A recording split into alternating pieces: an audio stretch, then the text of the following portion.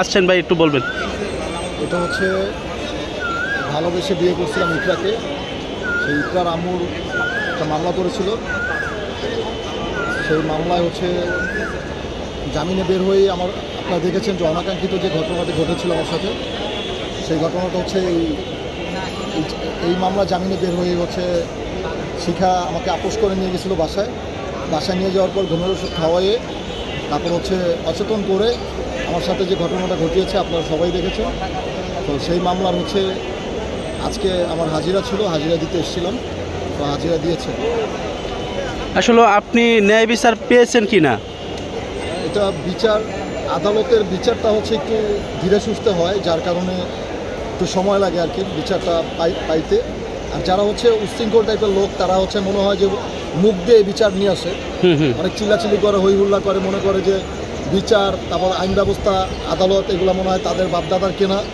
এই জন্য তারা ওইভাবে হুমকি ধমকি দেয়, যে কোনো মানুষকে ফাঁসায় দিতে পারে। তো আমি একটা কথাই বলবো যে একটা পুরুষকে এইভাবে হেনস্থ করা উচিত নয়।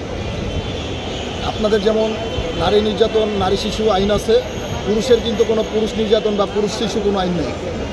তো এটার জন্য অনেক নারীরা কিন্তু হচ্ছে হাজার হাজার মানুষকে, হাজার হাজার পুরুষদেরকে হেনস্থের শিকার করতেছে এবং হচ্ছে লক্ষ লক্ষ টাকা, কোটি কোটি টাকা হাতিয়ে নিচ্ছে।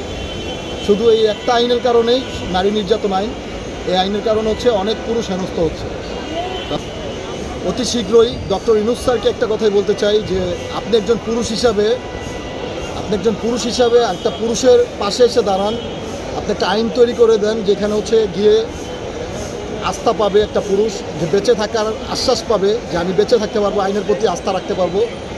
তাহলে কিন্তু কোনো দুর্ঘটনা ঘটবে না, তাহলে কোনো মারামারি হবে না, কোনো মানুষ খুন হবে না।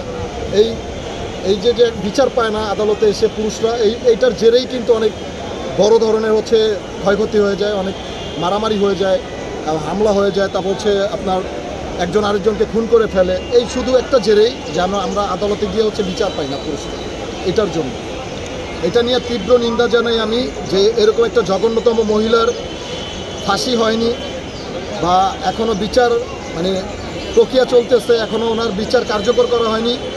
এটার প্রতি তীব্র নিন্দা জানাই। আর মহামান্য আইন আদালতকে বলতে চাই যে আপনারা এটা একটু আপনাদের সুন্দর চোখে দেখুন এবং দেখে আপনাদের যে সুনির্দিষ্ট যে একটা বিচার ব্যবস্থা আছে, সেই বিচারটা আপনারা করে ওকে শাস্তির আওতায় আনুন তাড়াতাড়ি। তাহলে হচ্ছে বাংলাদেশের যত অশ্লীল নারীরা আছে, যারা হচ্ছে অনেক বিকেলাস নারীরা আছে, তারা যেন শায়েস্তা হয় তার বিচার ব্যবস্থা দেখে। দেখেছেন যে ও যেই হাজব্যান্ডের সাথে ঘুমাবে বলে আমার যে ক্ষতিটা করেছে, মহান রব্বুল আলামিন ওর ওই হাজব্যান্ডকে এই দুনিয়া থেকে নিয়ে গেছে। তাকে আল্লাহ নিয়ে গেছে, আমি তার ব্যস্ত নসিব দান করুক, এটা দোয়া করি তার হাজব্যান্ডের জন্য। ছেলেটা মারা গেছে, আমি তার জন্য একজন ছেলে হয়ে ছেলের পক্ষে বলতেছি, তাকে আল্লাহ ব্যস্ত নসিব দান করুক। বিষয় হচ্ছে যে এই মহিলার কারণে ওই ছেলেটার জীবন গেছে, আরে অনেক অনেক নির্যাতন করছে। আমার দেখা যে এই ছেলেটারও যখন জীবিত ছিল তখন অনেক টর্চার করছে, অনেক মানসিকভাবে প্রেশার ক্রিয়েট করছে। এই ছেলেটা একাধিকবার নিজের মাথা ফাটাইছে, হ্যাঁ, ওর নির্যাতনে। তো আমি মনে করি যে ওর টর্চারেই হচ্ছে ওই ছেলেটা আজকে কবরে। আমার কবরে থাকার কথা ছিল। আজকে দুইটা ছেলের জীবন কিন্তু নষ্ট করেছে।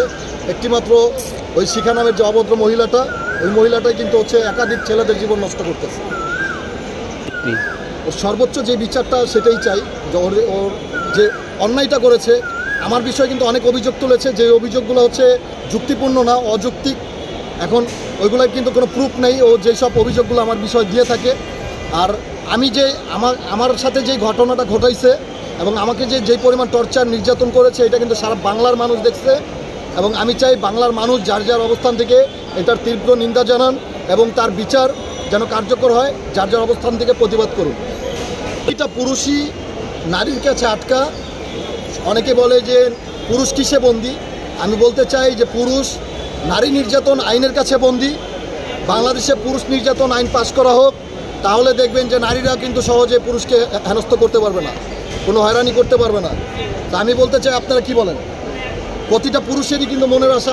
আপনারা কিছু বলেন, আপনাদের মনের কথাগুলো একটু শেয়ার করুন, কি বলতে চান? একটা প্রশ্ন করতে চাই যে পুরুষ যে নির্যাতন আপনার এটা কেন হোক, বিষয়টা হচ্ছে আপনারা এই যে আমার সাকিব ভাইয়ের যে ঘটনাটা ঘটছে, আপনার নামটা ইকরা যে মেয়েটার সাথে সম্পর্ক হয়েছিল, সম্পর্ক যে বিয়ে করছিল আর কি, বিয়ে করার পরে উনি ভালোবেসে বিয়ে করে সম্পর্ক করে মানে 1000 তালি বাজান। আমার অন্যায়টা হচ্ছে যে আমি ইকরাকে কেন বিয়ে করলাম, এইটাই হচ্ছে আমার অন্যায়। আমাকে জেল খাটায়, জেল থেকে বের হয়েই কিন্তু আমার সাথে ঘটনাটা ঘটেছে। মানে দুজনের সম্পর্ক করে বিয়ে করে তারা সংসার করছে। আজকে এই কারণে সে জেল কাটছে, এরপরে কোর্টে একের পরে এক মামলা মানে হাজার দিতে হচ্ছে। তো এই যে মামলাটা করছে ওরা তো বাসায় আরামে শুয়ে আছে, ওরা মানে কোর্টে আসতে হয় না। তো কোর্টের কাছে একটাই প্রশ্ন, এরকম কোনো দুর্ঘটনা ঘটলে দুজনকে একসাথে জেলখানা রাখা হোক, তাহলে দেখবে যে প্রত্যেকটা মেয়ে মানে শিক্ষা হয়ে যাবে।